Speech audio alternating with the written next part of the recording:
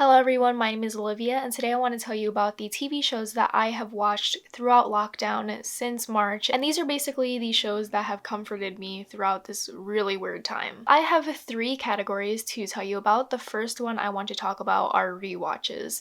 I'm a really big fan of rewatching shows and movies. I just think they are so comforting to rewatch some of your favorites, and it's just very nice to go into a show knowing how it's going to end, knowing the plot points that it's gonna hit. It's just very comforting to not be on the edge of my seat sometimes. Sometimes I just want to rewatch a ton of shows, and they are all animated shows because I feel like animated shows are like my comfort shows. So the first one that I want to talk about is one that I saw last fall, and it is Over the Garden Wall, and this was my second time rewatching this show.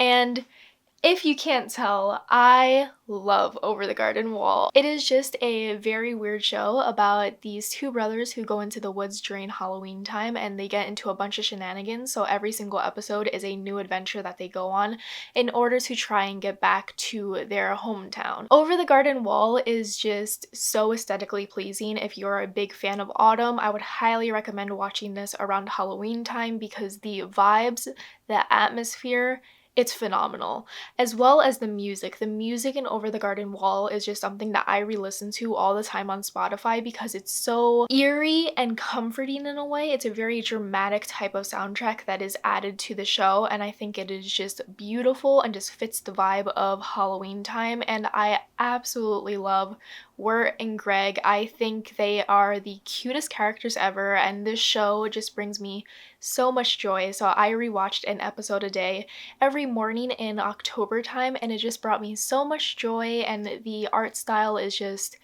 absolutely stunning, and I just cannot rave about Over the Garden Wall enough. Another show that I rewatched was Avatar: The Last Airbender. I feel like everyone who watched that show growing up instantly began rewatching it the moment it was added to Netflix, and I was no different. It is just such a formative show for people who grow up watching it. It just really teaches you some important life lessons. It discusses friendship and war and peace and spirituality, and it's just such a well-rounded show that I want every single person in this world to see. I feel like it is the best animated show out there.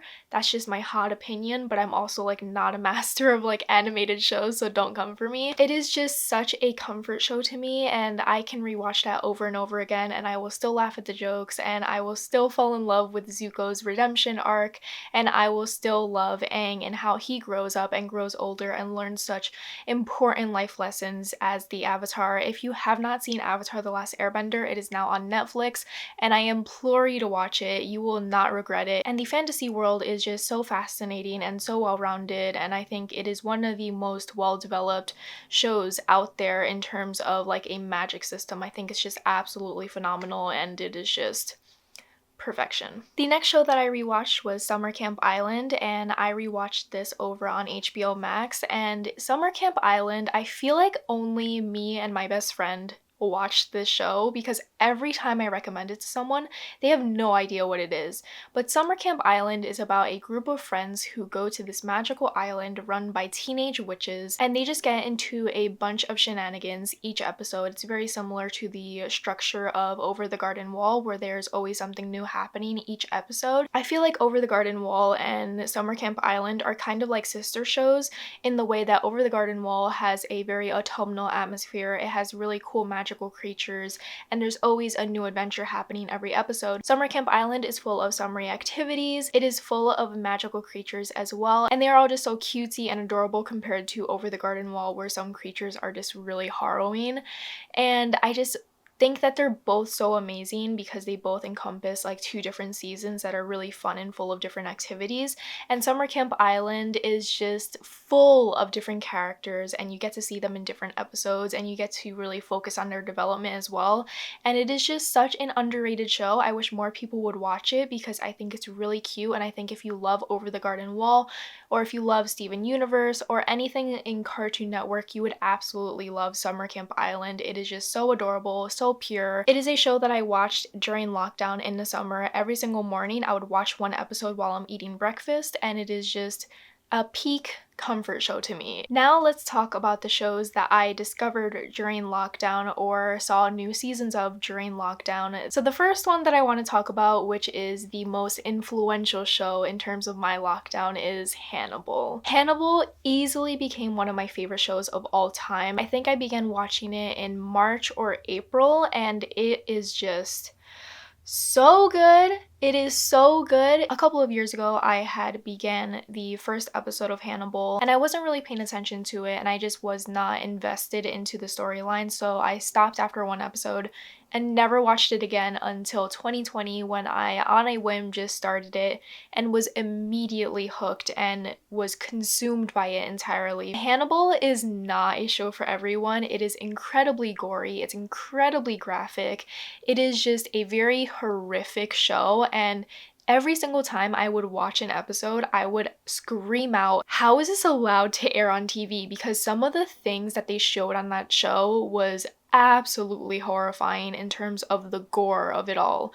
But if you are a fan of crime shows, if you are a fan of a show that relies heavily on dialogue, which is some of my favorite things ever, I would highly recommend Hannibal. It's unlike anything I've ever seen on TV, and I'm still in shock that it was able to air with the amount of gore that they show in that show.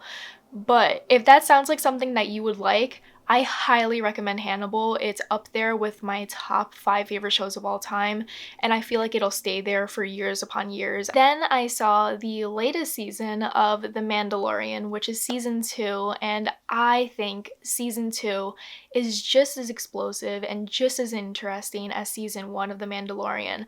I feel like they really stepped up their game in terms of action and intrigue, and they're now weaving together these different narratives from different worlds of Star Wars together to create a really complex type of storyline where the Mandalorian and the child are at the center of it. And I just think this show is so well done. I'm not the biggest fan of Star Wars, even though I've seen most of the movies. I just feel like the storylines are pretty predictable and they're just not that intriguing for me. But the Mandalorian is on another level for me. I just find myself so fascinated by the Mandalorian and the different adventures that he goes on every single episode. I'm obsessed with the child, and I think it is the cutest thing in the world that's ever been created. I just love the direction that they're going in, and let it be known that I have had a theory about the Mandalorian and the child since season 1, and I predicted how season 2 was going to end, and I feel very accomplished in that. Even if you're like a semi-fan of Star Wars, I think you should watch The Mandalorian. It is so well done and so intriguing, and the relationships in that show are also really cool to see them develop and change over time. And I just cannot wait for season 3. I think it's going to be phenomenal because the world is getting so much bigger in that show, and I just cannot wait to see what they're going to do next. Another show that I watched on Netflix for the first time was New Girl. New Girl is about a girl named Jess who moves into an apartment building with 4 other men, but usually it's only 3 who's living with her, and it's just them getting into shenanigans. And it's a show that so many people love and so many people quote and rewatch all the time, and I had a lot of fun with New Girl, but I don't think it would be a show that I would ever rewatch. While I did enjoy the relationships between Jess and her friends, and I just loved the shenanigans that they get into, I feel like it's not a show that really impacted me comedically. I didn't find myself laughing out loud at the jokes that they had in the show. I feel like the show tried a little bit too hard in terms of the comedy.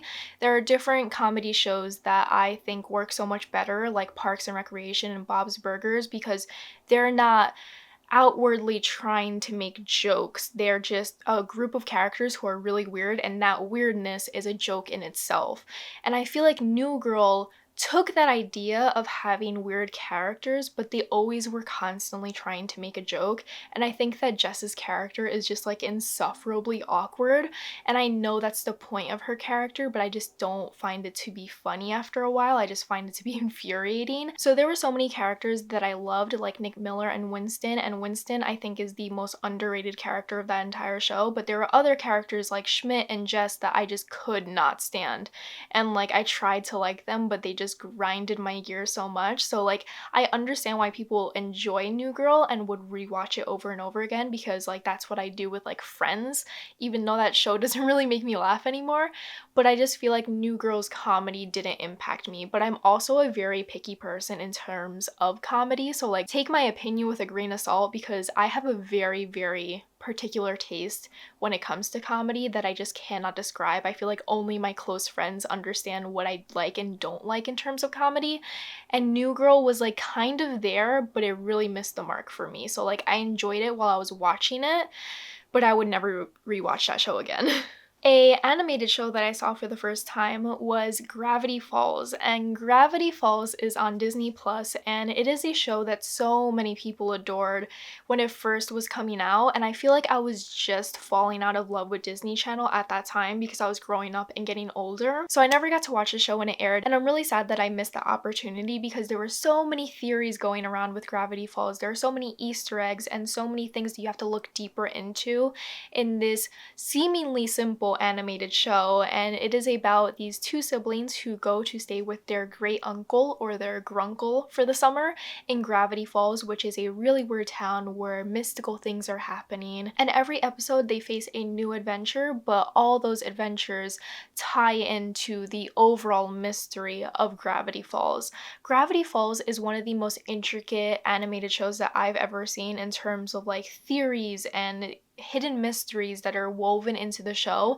I've seen so many videos about different theories about Gravity Falls, and I think it's fascinating that they have this show that is on Disney Channel, and there's such an intricate plot line that people are making theories about on Reddit, people are making blog posts about. There's so many different elements to Gravity Falls, and that's what makes it so fun. A docuseries that I just recently finished on Netflix that consumed me entirely was The Night Stalker.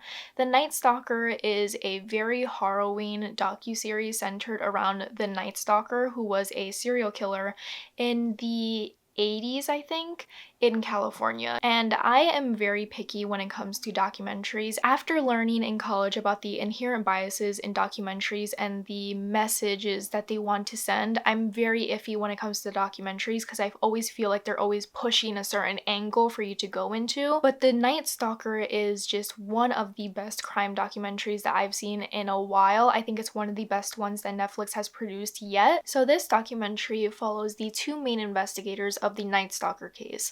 They are relaying how they initially heard about it, how they teamed up together to take on this case, and they tell us about each crime that happens in the case. Along the way, we get some interviews with some of the survivors of these crimes, and it weaves together a narrative chronicling the timeline of the Night Stalker crimes. I think this is one of the most well-produced Netflix documentaries because we're hearing about it from the people who are affected by it the most, the people who are trying to find this man who committed these crimes, as well as the survivors and the family members of some of the victims of these crimes.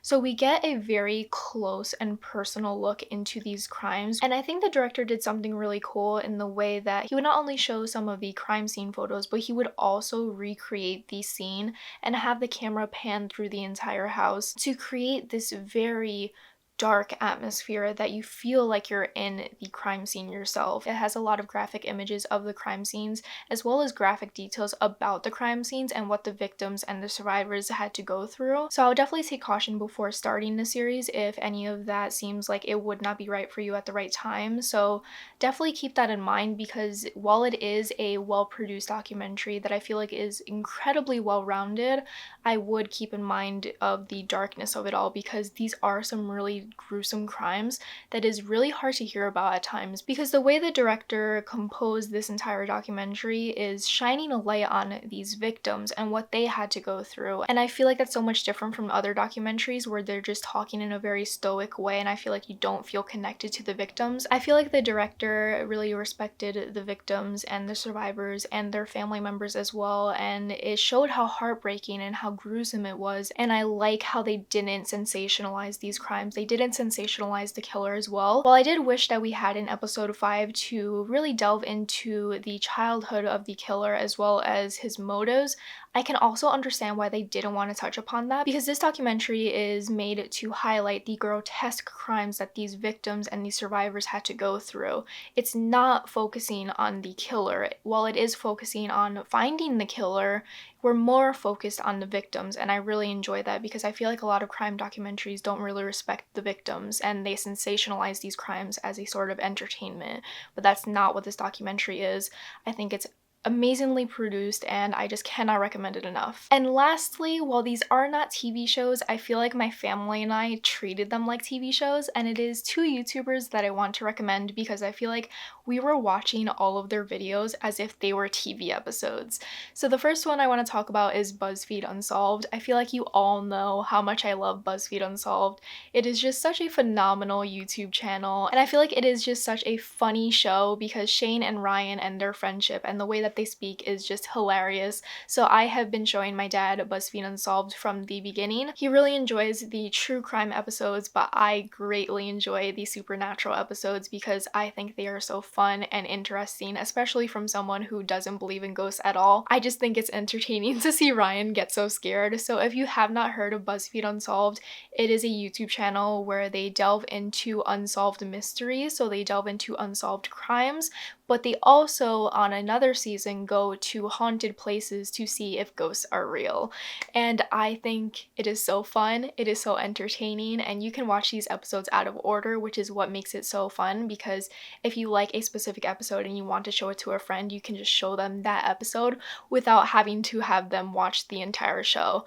BuzzFeed Unsolved is just a show that I know I would rewatch over and over again to bring some laughs and comfort, and I'm so glad that my family is enjoying it as well. And lastly, the YouTuber that has brought me so much joy and so much comfort is Rachel Maxkey. She is a fashion YouTuber who creates her own clothing, and she primarily wears vintage style clothing.